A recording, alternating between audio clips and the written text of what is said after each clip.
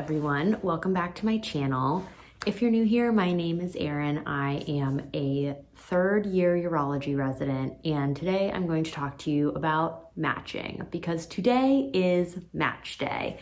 If you are in medicine, you may know what this means. If you are not, then you also may know, but probably don't. It's kind of a weird phenomenon that pretty much only happens in medicine and sororities. Very similar actually. So if you like this content or any of my other stuff, please don't forget to subscribe. Let's jump in. So match day is essentially when you match into the specialty and into the program that you will be spending your residency in.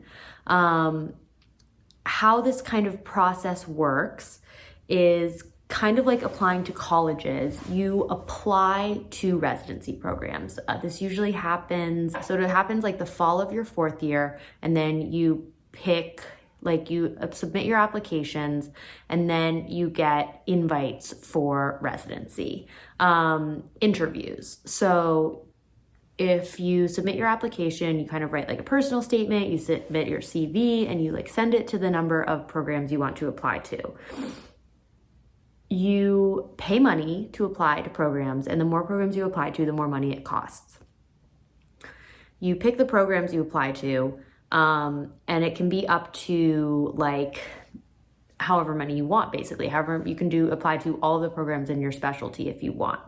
I applied to like 80 or 90 programs, which was crazy. Then after you apply to these programs, you will get a call back for an interview. And so you'll either get called for an interview or you won't get called for an interview.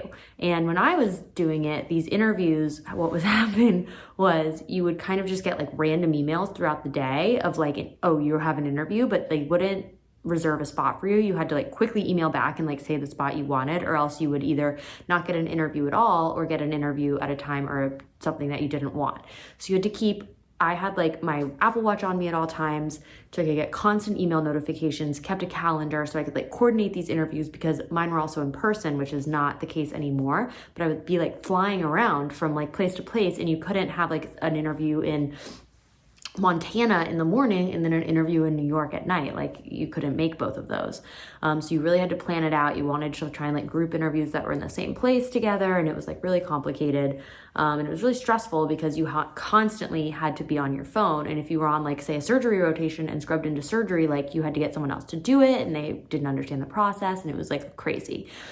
Now they do it where they release interview, at least for urology, they do it where they release interviews on a certain day. And you can like, it's all at one time, so you're not constantly checking everything, and you kind of like respond and like pick it by a certain date, so it seems a little more like organized chaos. It's still, I'm sure, extremely chaotic. Also, interviews are on Zoom now, so it takes out the travel component, which is probably helpful as well. So you get an interview, and then you'll do the interview, and the interview is usually like a half to a full day. And it's for you to get to know the residents, but also for the residents to get to know you. And the theory is they will have reviewed your like application and your letters and everything before that. And as someone who's been interviewing the past couple of years, we do that. We look through everyone's application, their interviews, their letters of rec, and we usually will like keep a log of who had really great letters of rec, or who had really great this, or had a really particularly good personal statement or research or something. So we do take note of that. And then you interview, and then after your interview, you submit a rank list. And if you're in a sorority, you know what this is, but you basically rank your programs by the number of like how you want them. So you'll rank all of your programs, and you do not have to rank every program that you interview at. If you interview at a program and you're like, I absolutely do not want to go to this program, you do not have to rank that program. The more programs you rank, the more likely you are to match. But if you're like, I'd rather not match than go to this program, then you don't have to rank them. Or if you're like, I think my odds of matching at these programs are pretty good, and I don't even want to risk like this program, then you don't have to rank them. Everyone says, do your rank list by like, don't take into account what you think programs are going to rank you. Like, do your rank list based on what you want and like where you want to match. I don't feel like I have enough authority to comment on this. I think what I did was I kind of did that. I mean, the thing is, if you do an away rotation, which happens kind of before all of this happens, you do your away rotations before you even apply. So if you do an away rotation, that program knows you. And I feel like if you do a good job, that program is more likely to take you over someone who they don't know who has a really good application, right? Because they know you. You're like a known entity. If you do a away rotation and you do a bad job, then they're less likely to rank you. So for me, and then you also pick your away rotations based on places that maybe you'd want to live or programs that you've heard good things about. So for me, I obviously ranked my away rotations really high because those were places that I wanted to go, like location-wise, and also got lucky and really ended up liking my away rotations. But also I felt like I did a pretty decent job and that I felt like they were more likely to rank me over a program that I didn't do an away rotation at and didn't know me. So I would say I didn't fully I fully ranked based on what I wanted, and it happened to align with what I thought the programs wanted. But I think for some people that's not the case, and it's really hard to make that decision of, well, if I know I'm a shoo-in for my home program, but maybe I want to go to this reach program more, do I rank my home program first? Meaning like, oh, like I'll get that. Or do I rank my reach program first, but someone else would rank my home program and then I might not get my reach or my home, you know? And I don't know what the right answer for that is. But you basically make a rank list of all the programs that you want in order of how you would want them. If you are couples matching, that means you would like to match at the same or a nearby program as your partner or a friend or someone that you were couples matching with. You basically have to rank every pair. So like you could rank your first pair as, I'm just going to use this example because I went to University of Maryland for medical school. But say you want Maryland, right? You and your partner both want to end up there. But say your second choice is Maryland and then they're doing Hopkins. Then you do Hopkins. Then you do, like you can rank your program multiple times if it's paired up with a different program with your partner. It sounds very confusing. Thank God I did not have to do that. But couples matching, the rank list is even more complicated. But you submit your rank list. For us, it was in January, I think for the regular match, which I'll talk about in a little bit. It's later. And then then a couple months later, because it takes a couple months for all of this to come about, for the regular match, you get an email on like a Monday saying if you've matched or not. So that's what happened this past Monday. People got an email for if they've matched or not. And that doesn't tell you where you've matched, just if you've matched.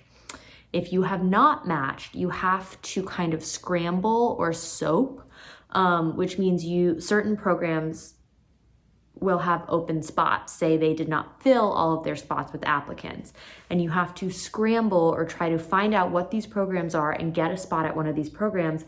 And it's not necessarily in the specialty that you would want.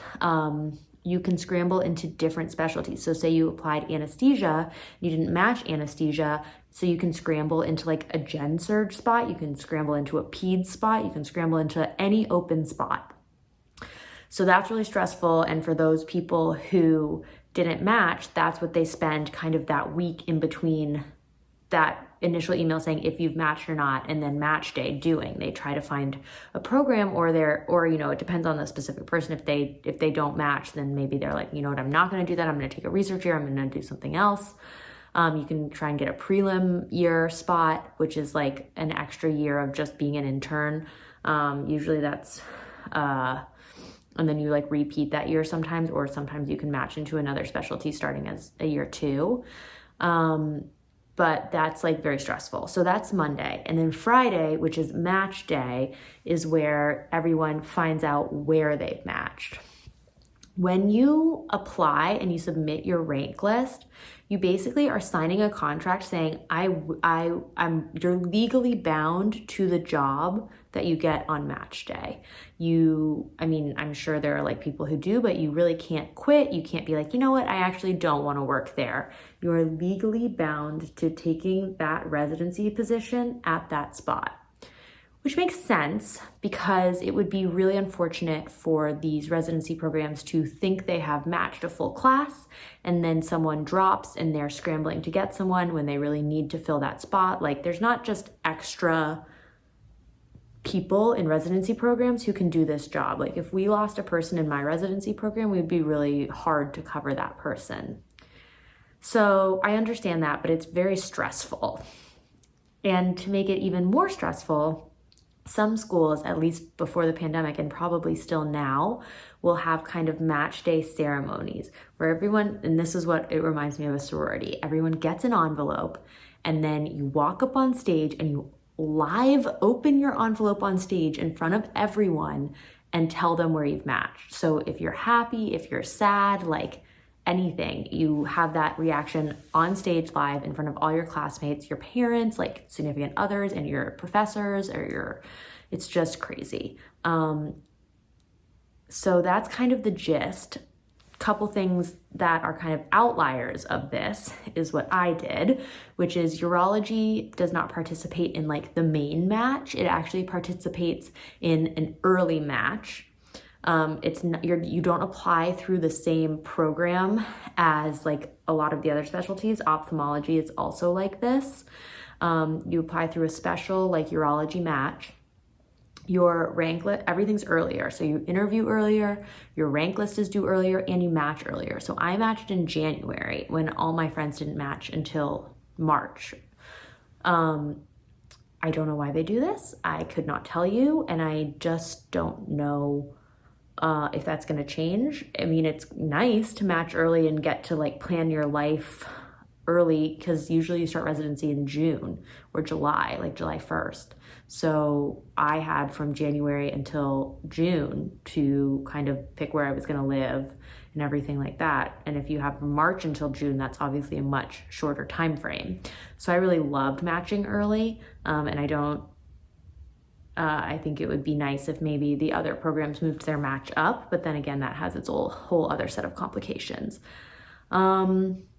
But that is kind of the gist of match, and it took me 12 minutes to explain, which is crazy.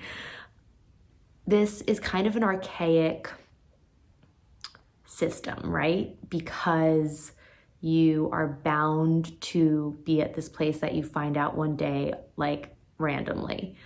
I understand why they do it because, like I said, it's not like an interview process where you can like have people blow you off. Like, you need to fill that spot to staff a hospital. So it's very important to have like a binding contract for that. But obviously it causes a lot of stress on applicants. That's kind of all I wanted to explain. Congratulations to everyone who has matched today. I hope that you got the program of your dreams. But I just want to say that if you are disappointed in your match or you didn't match, I am of the belief that everything happens for a reason, truly. I truly, truly believe that. And I think that if you just make the best of the situation you have, things will work out. So I'll leave you guys with that. If you have any questions, please comment them below. I have some other stuff coming out, so please don't forget to subscribe, and I'll see you guys next time.